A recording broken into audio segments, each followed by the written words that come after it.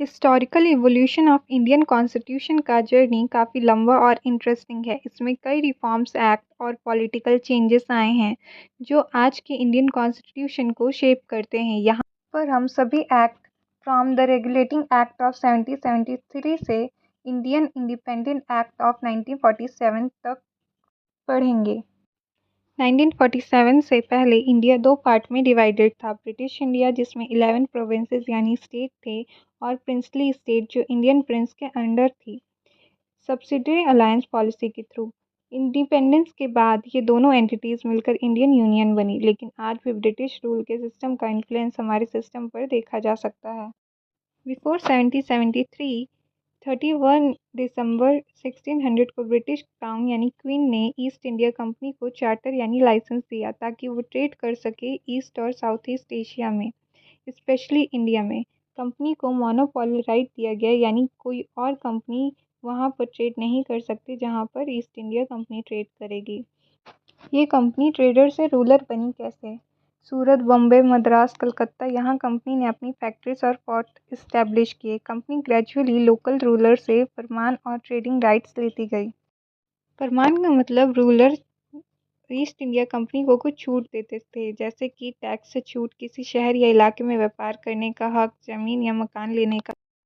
Battle of Plassey में company ने बंगाल के अफेयर पर कंट्रोल जमा लिया। अफेयर मतलब इंटरनल मैटर, जैसे कि political control, revenue collection, administration, justice. Battle of Buxar के बाद ईस्ट इंडिया कंपनी को बंगाल, बिहार, उड़ीसा में टैक्स कलेक्ट करने का फुल राइट मिल गया। रिजल्ट रहा कि कंपनी बन गई रूलर। अब कंपनी सिर्फ व्यापारी नहीं रही, पॉलिटिकल और एडमिनिस्ट्रेटिव पावर भी उसके पास आ गई थी। लेकिन कंपनी का गवर्नेंस वीक था, करप्शन, लूट और मिसमैनेजमेंट बढ़ने लगा। इस वजह से ब्रिटिश पार्लियामेंट को इंटरवीन करना पड़ा, जिसका रिजल्ट था regulating act 1770। East India Company का बंगाल में पॉलिटिकल पावर बढ़ गया था आफ्टर 1765, यानी दीवानी राइट्स। लेकिन कंपनी के अंदर करप्शन, फाइनेंशियल मिसमैनेजमेंट और पावर अब्यूज़ बहुत हो रहा था। ब्रिटिश पार्लियामेंट को लगा कंपनी को रेगुलेट करना ज़रूरी है। इसके मेन प्रोविज़न थे कि पहली बार बंगाल के गवर्नर को प्रमोशन मिला, गवर्नर जनरल ऑफ बंगाल बना दिया गया। पहला गवर्नर जनरल बना वॉरेन हेस्टिंग। उसके साथ 4 मेंबर एग्जीक्यूटिव काउंसिल भी बनी, डिसीजन मेकिंग में हेल्प के लिए। अब गवर्नर जनरल ऑफ बंगाल के पास सुपरवाइजरी पावर भी आ गई ओवर मद्रास एंड बॉम्बे।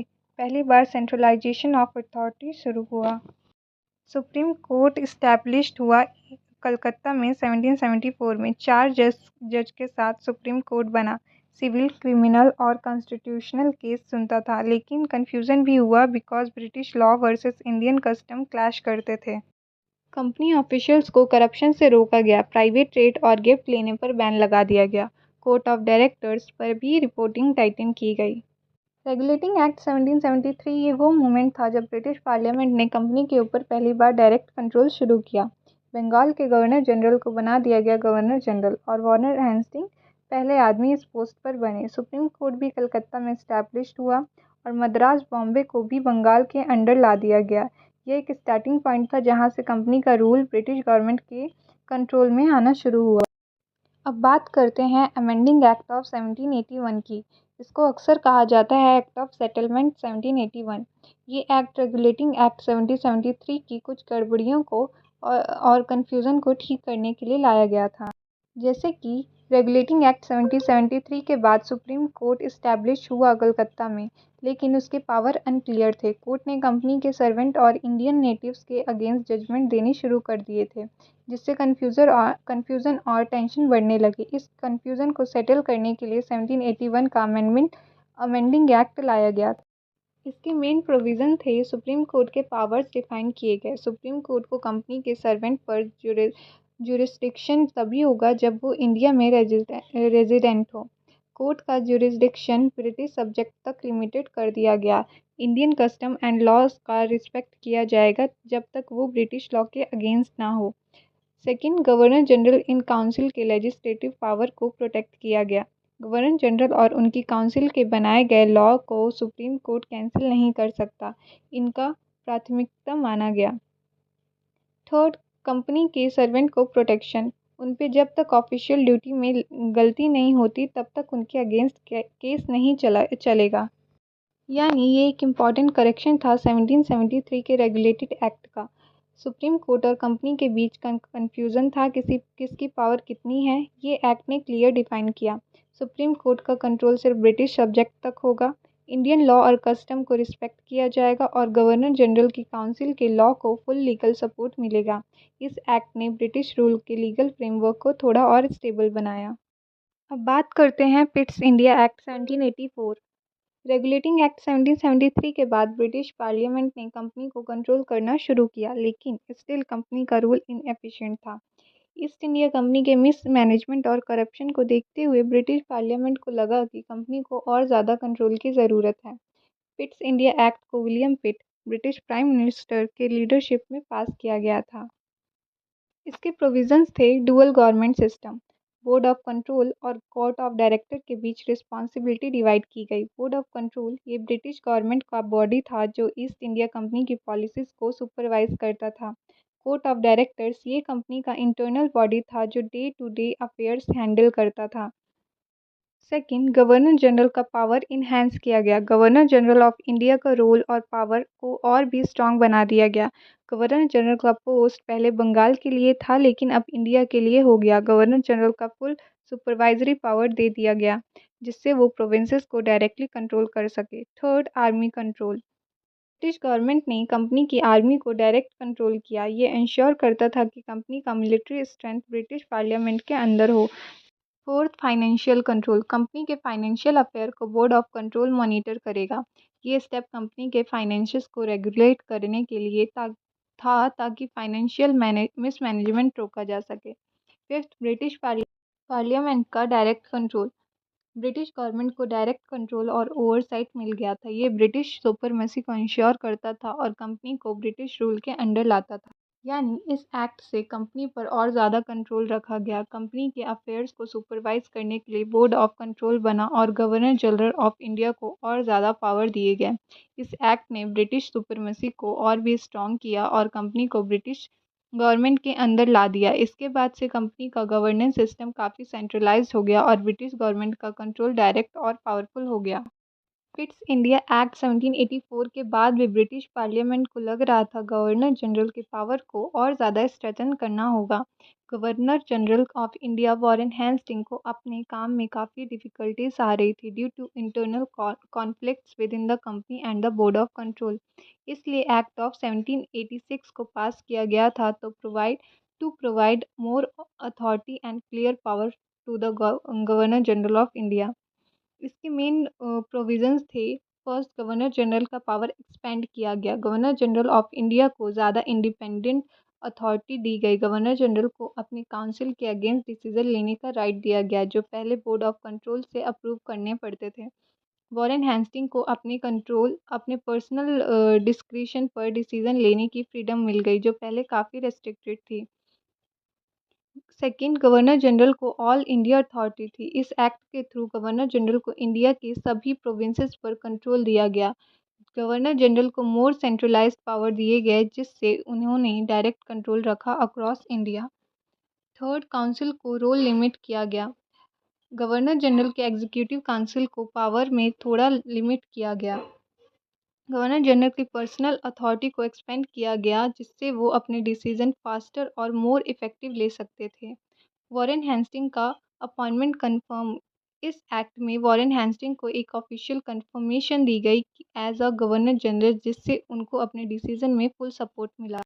यानी एक्ट ऑफ 1786 को पास करके ब्रिटिश गवर्नमेंट ने गवर्नर जनरल ऑफ इंडिया के पावर को काफ़ी स्ट्रॉन्ग किया। वॉरेन हेस्टिंग को पर्सनल डिस्क्रिशन दिया गया जिससे वो अपने काउंसिल के अगेंस्ट भी डिसीजन ले सकते थे। इस एक्ट से गवर्नर जनरल को ऑल इंडिया अथॉरिटी मिल गई और उसने सभी प्रोविंसेस पे डायरेक्ट कंट्रोल रखा। ये एक इम्पॉर्टेंट स्टेप था जहां कंपनी के गवर्नेंस को सेंट्रलाइज्ड और एफिशिएंट बनाया गया। Charter act of 1793 east India Company का चार्टर रिन्यूअल था। चार्टर मीन्स लाइसेंस जो 20 साल के लिए दिया गया कंपनी के ऑपरेशन को रेगुलेट करने और ब्रिटिश गवर्नमेंट को के कंट्रोल को फर्दर और मजबूत करने के लिए ये एक्ट पास किया गया था। कंपनी को प्रॉफिट काफ़ी मिल रहा था, लेकिन साथ ही उनकी गवर्नेंस काफ़ी इनएफिशिएंट और करप्ट थी। इसलिए पार्लियामेंट ने कंपनी को के कंट्रोल को टाइटर किया। इसके मेन प्रोविजंस थे, first charter renewal. East India Company का चार्टर 1793 के लिए रिन्यू किया गया 20 ईयर्स के लिए। ईस्ट इंडिया कंपनी को एक्सक्लूसिव ट्रेड राइट दिए गए थे, जिसमें trade with India and China का कंट्रोल था। Second, governor general and councils की power. Governor general of India को और भी पावर दिए गए to maintain law and order and supervise the provinces. Provinces means states. Executive council को advisory role दिया गया, लेकिन गवर्नर जनरल के डिसीजन को फाइनली अथॉरिटी माना गया। Third, revenue and economic reforms. Revenue collection और लैंड रिफॉर्म्स को इम्प्रूव करने के लिए स्पेसिफिक गाइडलाइन दी गई थी। रिवेन्यू सिस्टम को ट्रांसपेरेंट बनाया गया, जिससे कंपनी को फाइनेंशियल मिसमैनेजमेंट से बचाने की कोशिश की गई थी। Fourth, trade monopoly. East India company को स्टिल ट्रेड मोनोपोली मिलती थी, लेकिन ब्रिटिश ट्रेडर को भी अपॉर्चुनिटी दी गई तो work in India through private firms. Private traders को इनकरेज किया गया ताकि कंपटीशन बढ़ सके और कंपनी अपनी एफिशिएंसी इंप्रूव कर सके। Fifth, focus on education and welfare. Education and welfare programme को प्रमोट किया गया, जिससे सोशल डेवलपमेंट और लिटरेसी को इंक्रीज किया जा सके through, though this was still a very limited effort compare to future reform. Charter act charter act of 1793 में ईस्ट इंडिया कंपनी का चार्टर 20 साल के लिए रिन्यू किया गया। इस एक्ट ने गवर्नर जनरल को ज़्यादा पावर दिए ताकि वो अपने कंट्रोल को और स्ट्रॉन्ग कर सके। अक्रॉस इंडिया रिवेन्यू और लैंड रिफॉर्म्स को इम्प्रूव किया गया और ईस्ट इंडिया कंपनी को मोनोपोली मिली ट्रेड का। लेकिन ये एक्ट प्राइवेट फर्म को भी ट्रेड करने की अपॉर्चुनिटी देता है, जिससे कंपटीशन इंक्रीज हो सकता है। ये एक और इम्पॉर्टेंट स्टेप था जहां से कंपनी की इकोनॉमी और गवर्नेंस पॉलिसी को रेगुलेट किया गया। ईस्ट इंडिया कंपनी का चार्टर 1793 में रिन्यू किया गया था, लेकिन 1830 तक कंपनी का मोनोपोली काफ़ी कंट्रोवर्शियल हो गया था। ट्रेड मोनोपोली को लेकर ब्रिटिश पार्लियामेंट को कंसर्न हो रहे थे, specially about company's control over trade and resource in India. 1813 का चार्टर एक्ट को पास किया गया to regulate the company's trade monopoly और थोड़ा सोशल डेवलपमेंट को बूस्ट देना था। मेन प्रोविजन थे, first charter renewal for 20 years. East India Company का चार्टर 20 साल के लिए रिन्यू किया गया था, लेकिन कंपनी का trade monopoly on India trade को थोड़ा रेस्ट्रिक्टेड किया गया। Trade monopoly in India. East India company को इंडिया के ट्रेड का मोनोपोली दिया गया था, except for trade with China और ट्रेड इन टी। इंडिया में ब्रिटिश गुड्स का सेल अब प्राइवेट ट्रेडर के थ्रू भी अलाउड था। कंपनी को पहले एक्सक्लूसिव ट्रेड राइट थी।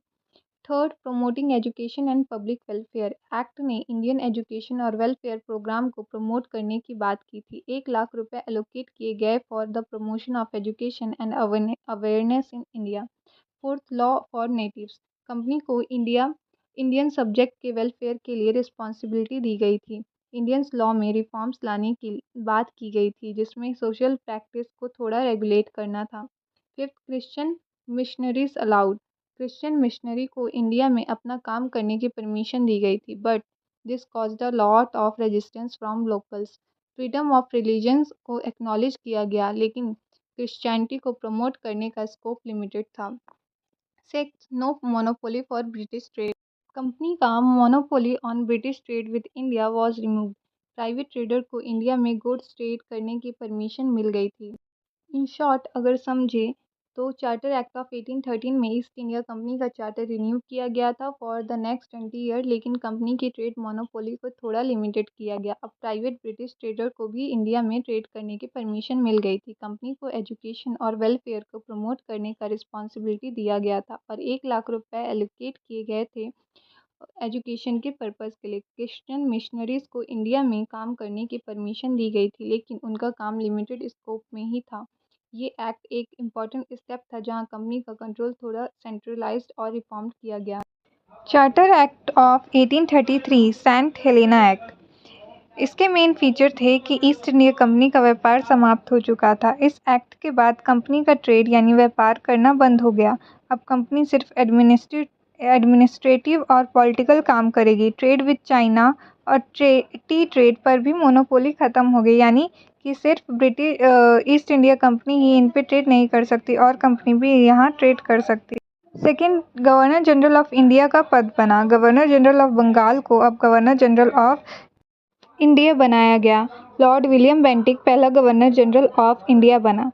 थर्ड, सेंट्रल लेजिस्लेटिव पावर की शुरुआत हुई। गवर्नर जनरल के पास पूरे ब्रिटिश इंडिया की कानूनी पावर आ गई। उसके साथ एक 4 मेंबर लेजिस्लेटिव काउंसिल भी बन गई। फोर्थ, लॉ कमीशन का गठन हुआ। कानून को कॉडिफाई करने के लिए लॉ कमीशन बनाई गई। लॉर्ड मैक्यूले इसके पहले चेयरमैन थे। फिफ्थ, सबको नौकरी का अधिकार थियोरेटिकल था। एक्ट बोला कि किसी भी व्यक्ति को उसके धर्म, जाति, रंग या जन्म स्थल के आधार पर ब्रिटिश सर्विस से रोका नहीं जा सकता, लेकिन ये सिर्फ कागज पर ही रहा, इम्प्लीमेंटेशन वीक था। इन शॉर्ट अगर समझना चाहें तो सेंट्रलाइज्ड गवर्नमेंट का कॉन्सेप्ट स्टार्ट हो गया। इंडियन सिविल सर्विस यानी आईसीएस की नींव रखी गई। भारत के लिए मॉडर्न लीगल सिस्टम का आधार बन गया। चार्टर एक्ट ऑफ 1853, इसके मेन फीचर थे कि ईस्ट इंडिया कंपनी का रूल कंटिन्यू रहा, लेकिन विदाउट टाइम लिमिट। कंपनी को रूल करने का अधिकार दिया गया, लेकिन इस बार किसी फिक्स्ड समय यानी टाइम लिमिट के बिना। पहली बार charter act without renewal deadline था। सेकेंड, गवर्नर जनरल के लेजिस्लेटिव और एग्जीक्यूटिव पावर अलग किए गए। लेजिस्लेटिव काउंसिल को एग्जीक्यूटिव काउंसिल से अलग कर दिया गया। ये एक मिनी पार्लियामेंट की तरह काम करता था। थर्ड, लॉ मेकिंग बॉडी में चेंजेस आए। लेजिस्लेटिव काउंसिल में नए मेंबर इंक्लूड किए गए, जैसे कि governor of Madras, governor of Bombay, chief justice of Calcutta और कुछ और लीगल एक्सपर्ट। अब सेंट्रल लॉ मेकिंग बॉडी ज़्यादा इंक्लूसिव हो गई थी। फोर्थ, इंडियन सिविल सर्विस यानी आईसीएस के लिए कॉम्पिटिटिव एग्ज़ाम का प्रस्ताव दिया गया। पहली बार सिविल सर्विस में भर्ती के लिए मेरिट बेस्ड कॉम्पिटिटिव एग्ज़ाम की बात की गई, ओपन फॉर इंडियंस भी, लेकिन प्रैक्टिकली बाधाएं थीं। फिफ्थ, टेरिटोरियल एक्सपेंशन नहीं था, सिर्फ एडमिनिस्ट्रेशन पे फोकस था। इस एक्ट ने किसी नए टेरिटरी एनेक्सेशन की बात नहीं की, सिर्फ एडमिनिस्ट्रेशन और गवर्नेंस को सुधारने पे ध्यान दिया। अगर इसके शॉर्ट में देखा जाए तो इस एक्ट की इम्पॉर्टेंट चीज़ थी कि ये एक्ट मॉडर्न लेजिस्लेटिव सिस्टम का फाउंडेशन बन गया। आईसीएस जैसे एग्ज़ाम सिस्टम की शुरुआत यहीं से होती है। गवर्नर जनरल के लॉ मेकिंग और एडमिनिस्ट्रेशन रोल्स को क्लियरली डिफाइन किया गया। गवर्नमेंट ऑफ इंडिया एक्ट 1858, 1857 के रिवॉल्ट यानी फर्स्ट वॉर ऑफ इंडिपेंडेंस के बाद ब्रिटिश गवर्नमेंट ने डिसाइड किया कि ईस्ट इंडिया कंपनी से भारत का कंट्रोल ले लिया जाए, इसलिए पास हुआ गवर्नमेंट ऑफ इंडिया एक्ट 1858। इसके मेन फीचर थे कि कंपनी का रूल समाप्त यानी ब्रिटिश क्राउन का शासन। ईस्ट इंडिया कंपनी का 250 साल पुराना रूल खत्म कर दिया गया। क्वीन विक्टोरिया के नाम पर पूरे इंडिया का गवर्नेंस स्टार्ट हुआ। भारत अब ब्रिटिश राज के अंडर आ गया। Second, secretary of state for India का पद बनाया गया। एक नया पद, secretary of state for India, जो ब्रिटिश कैबिनेट के मेंबर था। ये व्यक्ति भारत के लिए सबसे बड़ा अथॉरिटी बन गया लंदन में। इसके पास कंप्लीट कंट्रोल था इंडियन एडमिनिस्ट्रेशन का। थर्ड, इंडिया काउंसिल का गठन। सेक्रेटरी ऑफ स्टेट की मदद के लिए 15 लोगों की इंडियन काउंसिल बनाई गई। इनमें से ज़्यादातर लोग ब्रिटिश ब्यूरोक्रेसी से थे, farmer company officers. Fourth, governor general का टाइटल बदल कर वायसराय बना। लॉर्ड कैनिंग पहला वायसराय ऑफ इंडिया बना। वायसराय अब क्वीन का रिप्रेजेंटेटिव था इंडिया में। फिफ्थ, डबल गवर्नमेंट सिस्टम खत्म। पहले कंपनी और ब्रिटिश गवर्नमेंट का एक कंफ्यूजिंग डुअल सिस्टम था, अब एक ही अथॉरिटी यानी क्राउन का रूल हुआ। अगर शॉर्ट में समझे तो ब्रिटिश क्राउन ने डायरेक्ट रूल शुरू किया इंडिया पर, कंपनी का पूरा रोल खत्म हो गया। इंडिया में centralise and unified British rule establish हुआ। इस एक्ट ने मॉडर्न इंडिया एडमिनिस्ट्रेटिव सिस्टम का बेस बनाया। क्वीन विक्टोरिया के प्रोक्लेमेशन थे 1858 में कि इंडियन के रिलीजियस बिलीफ का सम्मान होगा। फेयर ट्रीटमेंट का वादा किया, लेकिन रियलिटी में डिस्क्रिमिनेशन जारी रहा। जॉब्स में इक्वालिटी का भी वादा किया। गवर्नमेंट ऑफ इंडिया एक्ट 1861, 1858 के बाद ब्रिटिश क्राउन ने इंडिया का शासन संभाला। अब ज़रूरत थी एक ऐसे कानून की जो गवर्नर जनरल को फिर से लॉ बनाने में फ्लेक्सिबल पावर दे और प्रोविंसेस को कुछ पावर दे। इसके मेन फीचर थे कि लेजिस्लेटिव काउंसिल का पुनर्गठन हुआ, यानी रिफॉर्मेशन। गवर्नर जनरल की एग्जीक्यूटिव काउंसिल में लेजिस्लेटिव फंक्शन वापस दिया गया। न्यू मेंबर नॉमिनेट किए जा सकते थे, इंडियन भी हो सकते थे, लेकिन ये मेंबर सिर्फ लॉ मेकिंग में पार्टिसिपेट करते थे, एडमिनिस्ट्रेशन में नहीं। सेकेंड, डिसेंट्रलाइजेशन की शुरुआत हुई। बॉम्बे और मद्रास प्रेसिडेंसी को फिर से लेजिस्लेटिव पावर दिए गए। इससे पहले सब पावर गवर्नर जनरल के पास था। 1833 के एक्ट के बाद थर्ड, लॉ बनाने की पावर प्रोविंसेस को देना फॉर लोकल नीड्स। प्रोविंसेस को अथॉरिटी दी गई कि वो अपने लोकल इशू के लिए लॉ बना सकें। फोर्थ, इंडियन पार्टिसिपेशन की शुरुआत हुई। पहली बार कुछ नॉन ऑफिशियल इंडियन को लेजिस्लेटिव काउंसिल में नॉमिनेट किया गया, जैसे Raja of Banaras, Maharaj of Patiala etcetera. लेकिन ये स्टेप सिर्फ सिंबॉलिक था, असली पावर उनके पास नहीं थी। Ordinance making power, governor general को दिया गया पावर की इमरजेंसी में ऑर्डिनेंस पास कर सके। इसके इम्पोर्टेंट अगर शॉर्ट में समझे तो लेजिस्लेटिव डिसेंट्रलाइजेशन की शुरुआत हुई। पहली बार इंडियंस को लॉ मेकिंग प्रोसेस में नॉमिनल जगह मिली। प्रोविंसेस को लोकल गवर्नेंस में थोड़ा ऑटोनॉमी मिला। फ्यूचर रिफॉर्म्स के लिए फाउंडेशन एक्ट माना जाता है ये। इसकी लिमिटेशंस थी कि इंडियन मेंबर सिर्फ एडवाइजरी थे, कोई रियल पावर नहीं थी। गवर्नर जनरल का कंट्रोल अब भी सेंट्रलाइज था। Indian council act 1892। 1885 में इंडियन नेशनल कांग्रेस बनी। आईएनसी ने इंडियन रिप्रेजेंटेशन, डिस्कशन राइट और बजट पर कंट्रोल की डिमांड उठाई। ब्रिटिश गवर्नमेंट ने थोड़ा सा रिफॉर्म करके ये एक्ट पास किया, 1892 का इंडियन काउंसिल एक्ट। इसके मेन फीचर थे लेजिस्लेटिव काउंसिल का expansion, governor general council, provincial council यानी बॉम्बे, मद्रास, बंगाल एक्सेट्रा के साइज बढ़ाए गए। मेंबर की संख्या थोड़ी ज़्यादा की गई, लेकिन अब भी मेजॉरिटी ब्रिटिश ऑफिशियल की थी। Second, discussion on budget allowed. पहली बार मेंबर को बजट डिस्कशन करने की परमिशन मिली, लेकिन वोटिंग का राइट नहीं दिया गया। थर्ड, क्वेश्चन पूछने की परमिशन। इलेक्टेड मेंबर को गवर्नमेंट से सवाल पूछने का अधिकार मिला, लेकिन कंडीशन थी, एडवांस नोटिस देना होता है, सप्लीमेंट्री क्वेश्चन अलाउड नहीं थे। फोर्थ, इनडायरेक्ट इलेक्शन का कॉन्सेप्ट इंट्रोड्यूस हुआ। पहली बार इलेक्शन लाइक प्रोसेस शुरू हुआ, लेकिन मेंबर को ऑफिशियली नॉमिनेट किया जाता था। यूनिवर्सिटीज़, डिस्ट्रिक्ट बोर्ड्स, म्यूनसिपैलिटीज़ जैसे बॉडीज़ के रिकमेंडेशन पे नॉमिनेशन होता था। इलेक्शन शब्द का इस्तेमाल नहीं किया गया, पर ये एक बिगनिंग थी। इसके अगर शॉर्ट में इसकी इम्पोर्टेंस समझना चाहे तो इंडियन पार्टिसिपेशन में छोटा सा कदम, पहली बार बजट और क्वेश्चन जैसे सेंसिटिव एरियाज में इंडियंस को एंट्री, फ्यूचर कॉन्स्टिट्यूशनल डेवलपमेंट जैसे 1909 का मोर्ले मिंटो रिफॉर्म्स के लिए फाउंडेशन बनाया गया। इसके लिमिटेशंस थे, मेंबर के पास कोई रियल पावर नहीं थी, डिस्कशन कर सकते थे पर डिसीजन मेकिंग सिर्फ ब्रिटिश हैंड में थी। इलेक्शन का नाम नहीं लिया गया, बस नॉमिनेशन का सिस्टम था। Indian council act 1909।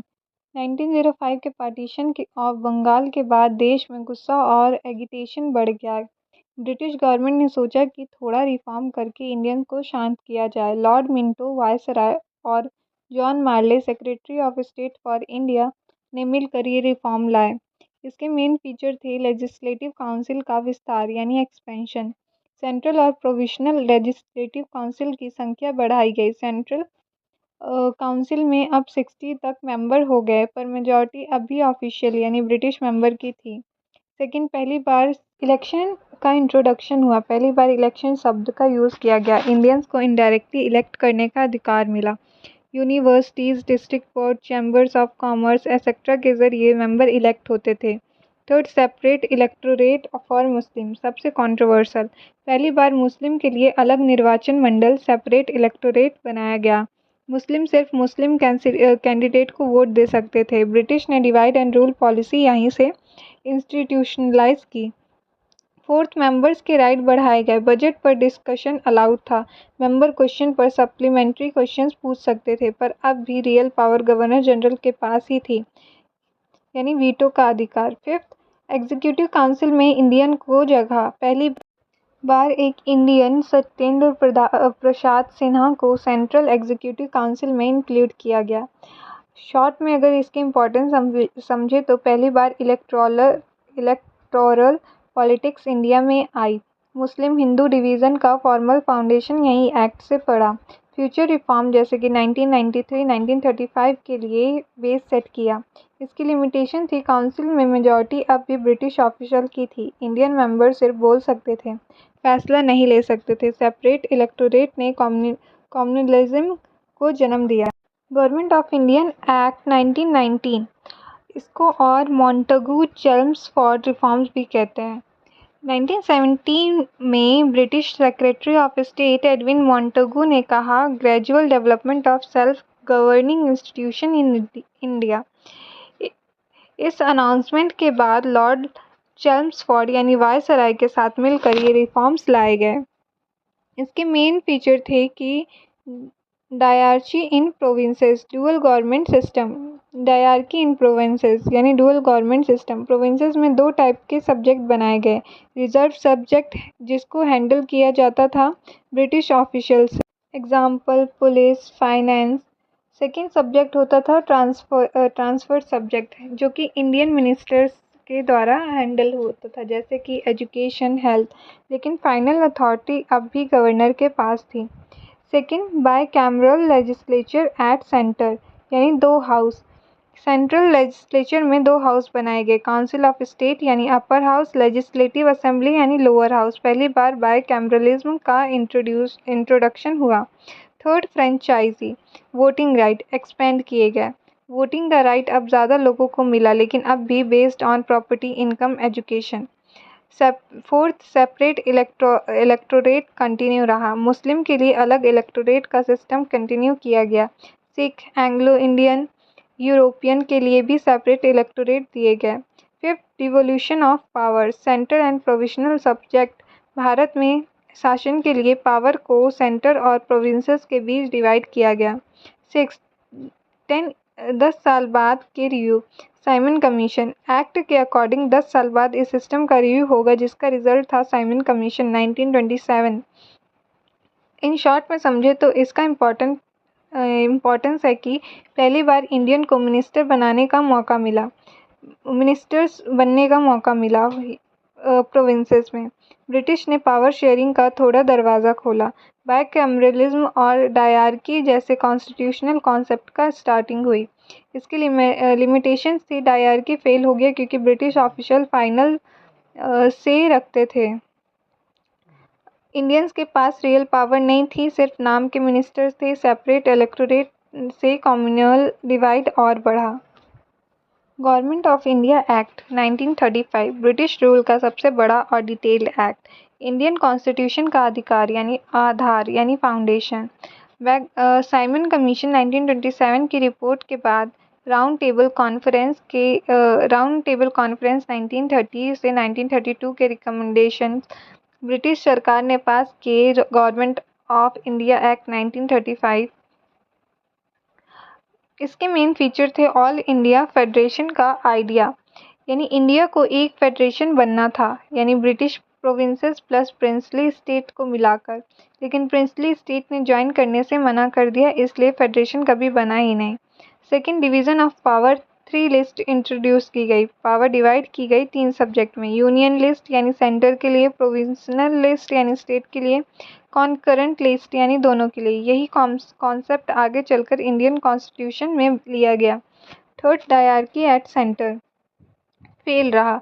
सेंटर में डायरकी सिस्टम इंट्रोड्यूस किया गया, जैसा 1919 वाले एक्ट में प्रोविंसेस के लिए था। गवर्नर जनरल के पास रियल पावर थी, ये सिस्टम भी कभी इम्प्लीमेंट नहीं हो पाया। फोर्थ, प्रोविजनल ऑटोनॉमी काम का पार्ट, प्रोविंसेस का ऑटोनॉमस बनाया गया, डायरकी को हटा दिया गया, इलेक्टेड मिनिस्टर सब रियल पावर में आए। 1937 में इलेक्शन हुए और कांग्रेस ने कई जगह सरकार बनाई। फिफ्थ, गवर्नर और गवर्नर जनरल के पास वीटो पावर, चाहे प्रोविंस हो या सेंटर, गवर्नर जनरल के पास ओवरराइड करने का पावर था। उनके अप्रूवल के बिना कोई भी बिल पास नहीं हो सकता था। सिक्स, फ्रेंचाइज यानी वोटिंग राइट, अब अप्रॉक्स 10% पॉपुलेशन को वोटिंग राइट मिला, पर अब भी प्रॉपर्टी, इनकम, एजुकेशन जैसे क्राइटेरिया थे। 7 फेडरल कोर्ट का गठन। 1937 में फेडरल कोर्ट इस्टेब्लिश हुई। दिल्ली में सुप्रीम कोर्ट का फोररनर माना जाता था। इसको अगर शॉर्ट में समझें तो इंडियन कॉन्स्टिट्यूशन का ब्लूप्रिंट यहीं से आया। 3 लिस्ट सिस्टम बना, फेडरल स्ट्रक्चर बना, जुडिशरी का फ्रेमवर्क हुआ, प्रोविंसेस में कांग्रेस की मिनिस्टर बनी। 1937 से 1939 तक ब्रिटिश रूल का सबसे डिटेल और कॉम्प्लेक्स एक्ट था। इसकी लिमिटेशन थी कि फेडरेशन और सेंट्रल डायरकी कभी लागू नहीं हो पाई। गवर्नर और गवर्नर जनरल के पास डिक्टोरियल पावर थी। सेपरेट इलेक्टोरेट कंटिन्यू हुए, जिससे कम्युनल टेंशन और बढ़ा। Indian independent act 1947। भारत का जन्म कानूनी रूप से इसी एक्ट के जरिए हुआ। ब्रिटिश पार्लियामेंट द्वारा पास किया गया फाइनल लॉ। 1942 में क्विट इंडिया मूवमेंट हुआ। 1946 में कैबिनेट मिशन प्लान हुआ। 1947 में माउंटबेटन प्लान अनाउंस्ड हुआ। 3 जून 1947 में उस प्लान के बेस पर ब्रिटिश पार्लियामेंट ने ये एक्ट पास किया। पास कब हुआ? डेट ऑफ पासिंग 18 जुलाई 1947। डेट ऑफ इन्फोर्समेंट 15 अगस्त 1947। इस दिन इंडिया और पाकिस्तान दोनों को इंडिपेंडेंस मिली। इसके इम्पॉर्टेंट फीचर थे कि इंडिया पाकिस्तान 2 डोमिनियंस का गठन हुआ। इंडिया और पाकिस्तान 2 नए डोमिनियन स्टेट बनाए गए। दोनों को फुली इंडिपेंडेंट स्टेटस मिला। ब्रिटिश क्राउन का सोवेरेनिटी खत्म हो गया। सेकेंड 15 अगस्त 1947 को इंडिपेंडेंस दी गई। ऑफिशियली इंडिया ने आज़ादी पाई। पाकिस्तान ने 14 अगस्त को इंडिपेंडेंस डिक्लेयर की। थर्ड, गवर्नर जनरल का रोल। हर डोमिनियन में एक गवर्नर जनरल होगा। वो ब्रिटिश क्राउन का रिप्रेजेंटेटिव नहीं, लोकल गवर्नमेंट का एजेंट होगा। लॉर्ड माउंटबेटन बने इंडिया के पहले गवर्नर जनरल। पाकिस्तान के लिए Mohammad Ali Jinnah. Fourth, law making power Indian hand में होगी। इंडिया और पाकिस्तान कॉन्स्टिट्यूएंट असेंबलीज को फुल पावर दी गई अपना संविधान बनाने और लॉ बनाने की। फिफ्थ, ब्रिटिश पार्लियामेंट का भारत पर कंट्रोल खत्म हो गया। ब्रिटिश पार्लियामेंट के सभी एक्ट और लॉ अब इंडिया पर लागू नहीं होंगे। भारत के स्वतंत्र राष्ट्र बन गया। सिक्स्थ, प्रिंसली स्टेट का स्टेटस। 565 प्रिंसली स्टेट को कहा गया कि वो चाहें तो इंडिया या पाकिस्तान में ज्वाइन कर सकते हैं या इंडिपेंडेंट रह सकते हैं, लेकिन ज़्यादातर ज्वाइन कर गए। Seventh, government of India act 1935 को इंटरिम कॉन्स्टिट्यूशन बनाया गया। जब तक नया कॉन्स्टिट्यूशन नहीं बन जाता, 1935 का एक्ट ही टेम्परेरी कॉन्स्टिट्यूशन के रूप में लागू रहेगा। इसके अगर शॉर्ट में इम्पोर्टेंस देखें तो भारत का कानूनी रूप से जन्म इसी एक्ट के थ्रू हुआ। पहली बार फुल सॉवरेनिटी मिली इंडिया को। ब्रिटिश कॉलोनियल रूल का एंड इसी से हुआ। पार्टीशन ऑफ एक्ट भी इसी एक्ट से हुआ। इसकी लिमिटेशन थी